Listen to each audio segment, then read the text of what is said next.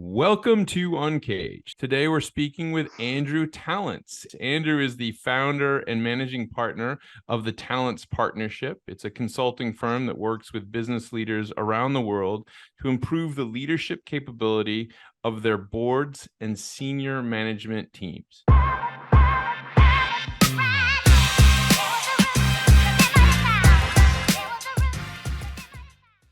So we'll get more into the Tallents Partnership story in a second. But before we get there, Andrew, tell us a little bit about you and your career.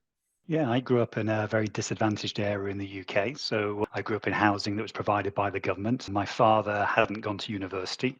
He encouraged me to work really hard, which I did. And I did well at school. Unfortunately for me, my father worked away in Saudi Arabia during the Gulf War, and he was out there for 6 weeks on, 3 weeks off. And so I was really the eldest of two brothers at home, and my mum had severe mental health problems at that point. So it really defined me when I was 15 or 16 years old that I had real responsibility. And what I've learned from other leaders I work with now is that really shaped me into the leader that I am today. And sometimes that's great and sometimes it's not. But after I left university, I actually went into the utility industry, the energy industry here in the UK, and then did a few years into that, but then fell into the whole executive search industry in the mid 90s. And I was very lucky, aged 27, 28, to be rubbing shoulders with some of the UK's best leaders, and then after that internationally. So yeah, I was in search for quite a bit before I set up my business in 2017.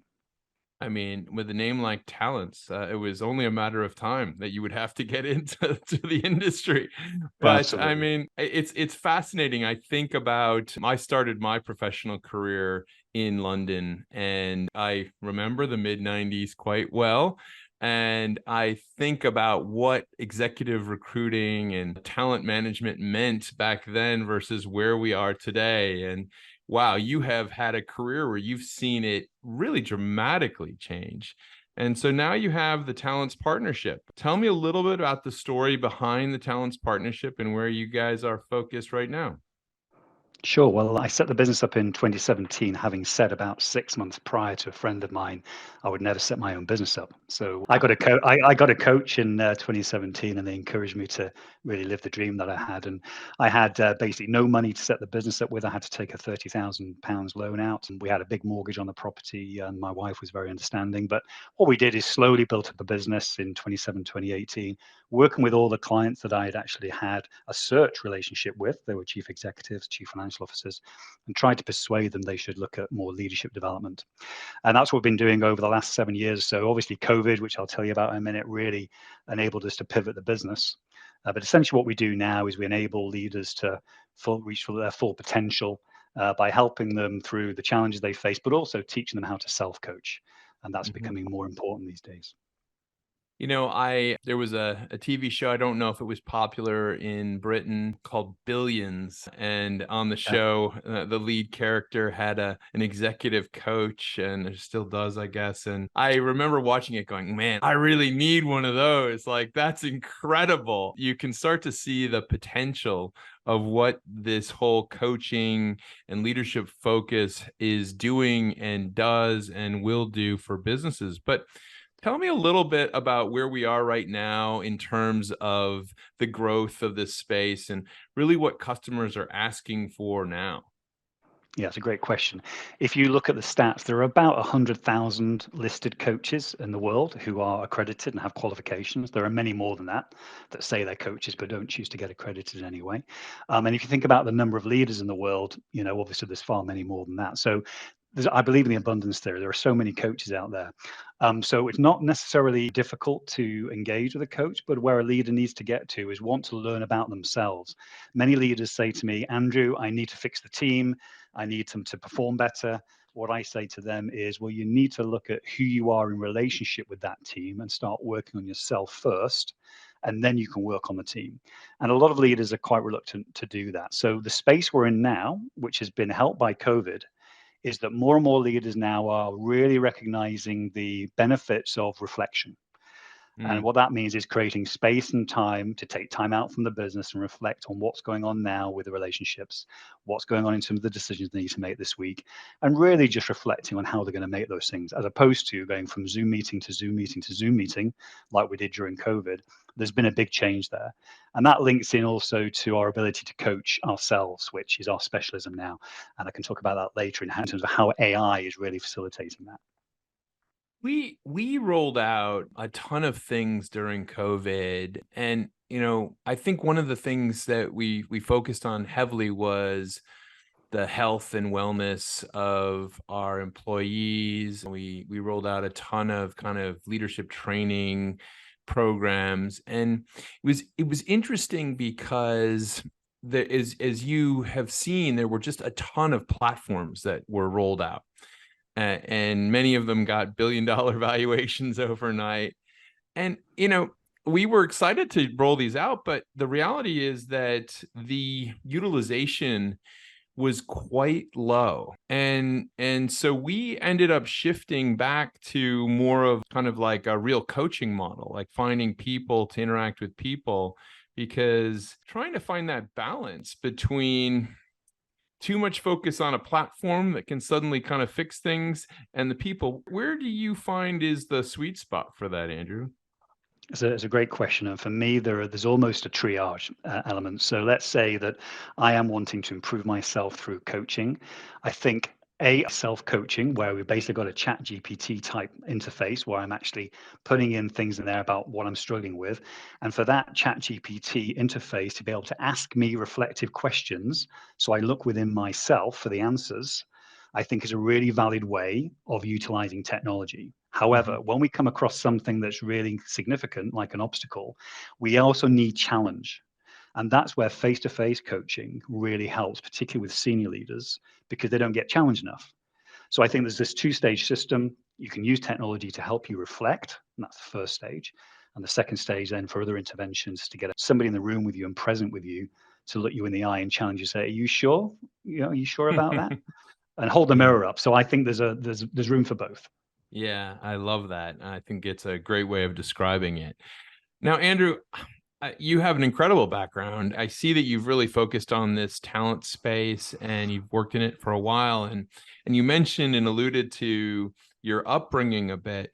But I've been asking folks lately about really what drives their passion for what they do. And I'll throw that out to you. What is it about really this leadership coaching and maybe self-coaching expert model that you're focused on? What is it about that that really drives your passions? Well, I think that coaching has been reserved for the upper echelons of leadership. And I think that every single person in the world has the ability to lead themselves and lead themselves towards their dreams. And unfortunately, we live in societies where they're quashed, particularly in Mm-hmm. education systems. We're not taught to really live our dreams. We're taught to learn things. Mm-hmm. So for me and my passion, I'm a humanist. And so I'm not religious at all, but I'm a humanist. And what humanists believe in is that every single person on the planet should have the opportunity to realize their potential, no matter where they're born. So that's what drives me, in the sense of every single leader in an organization or every individual organization should have the opportunity to work out how to lead themselves, work out what it is that they're here to do on the planet, really live those dreams and be given the opportunity. And that's why I get out of bed every morning and do what I do. Yeah, it's a great, great perspective. I think quite often about one of the things that I still see it happening today. Maybe it was with my generation more, but there was a lot of focus on the enterprise that would suddenly somehow take care of an employee and guide them through their careers. And I remember it must have been maybe my third or fourth year working where I just realized, like, nobody has your back. Like, if you can't sit down and map out your own career trajectory and what you want to do, you're going to be in trouble. And if you find yourself saying things like, well, they don't understand, it's going to be there. You're going to be part of a they, but at the same time, you have to think about what's right for you. And so I think it's a really good approach and a good way of thinking about this stuff. But Andrew, I mean, we're in an interesting time. We've survived through the pandemic somehow. and we've ended up in an economic quandary of a world. And here we are going into 2024. Tell me a little bit about what you see on the horizon for the Talents Partnership, but the industry as well. Yeah, well, I think there's going to be a real change in industry in the sense of people have had a taste through COVID about working remotely, working on their own terms, particularly the younger generation coming through. There's a great book that was written a few years ago by Frederic Laloux, which I encourage people to read. It's called Reinventing Organizations. And what he talks in that book about is that in the next 20, 30 years, I think it's been accelerated through COVID, we will have much flatter structures, and people out there working in services, in industry, will actually have more responsibility and more opportunity to lead their interaction with their customers and with their colleagues. So we're going to have flattened structures, remove layers of middle management, and suddenly people are going to be there leading themselves. And therefore, we're going to need to invest in companies to help change structures, cultures, to allow that to happen. And that's what we're going to be doing over the next 5 to 10 years to help companies on that journey, because we know everybody in organization has the opportunity to lead themselves, and they're Yeah. the best people to deliver the service to their customers. I couldn't agree more. The word structure is so key here, and trying to kind of redefine what that structure is going to be. I've done quite a bit of work in the machine learning space, and whilst certainly there's a frenzy and fervor right now about artificial intelligence and some of the early tools in the generative AI space, understanding how that's going to impact the structure of businesses, understanding how that's going to impact leadership and literally how we manage our careers. I would say it's probably the least understood of all the areas of AI. And I've been talking to folks about it because I don't think there's a lot of companies really thinking about that. Well, I agree. And there's a real upside to that, what you've just said. So I'm seeing this more and more as AI replaces administration tasks, repetitive tasks. What it will allow us to do within organizations and society is spend more time in relationships.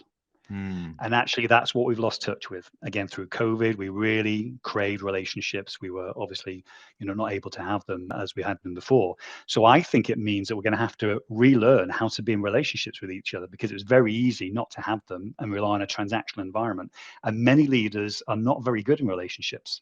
So that's what I'm anticipating, that it's going to create the opportunity for us to do more of that, and actually, therefore, be in service of each other much more effectively. Yeah. Well, Andrew, it's been amazing hearing about the Talents Partnership and what you and the team are building. If someone wanted to learn more about what the Talents Partnership is doing right now, where's the best place to find you? Yeah, look me up on LinkedIn or go to selfcoachingforleaders.com. All the information you need is there. And if anyone's interested in helping build this movement with me, we're getting people joining us every day, and it'd be lovely to hear from you. That's excellent. Well, Andrew, thank you so much for being on the Uncaged show today.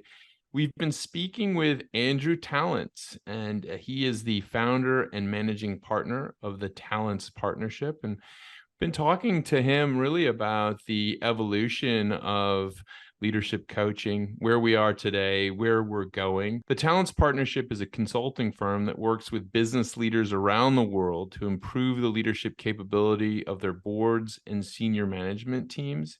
We've been talking about not only those groups, boards and senior management teams, but how we all need to figure out and manage our own paths and think about what we need to be leaders. And Andrew, thank you so much for your wisdom today, and we look forward to having you back.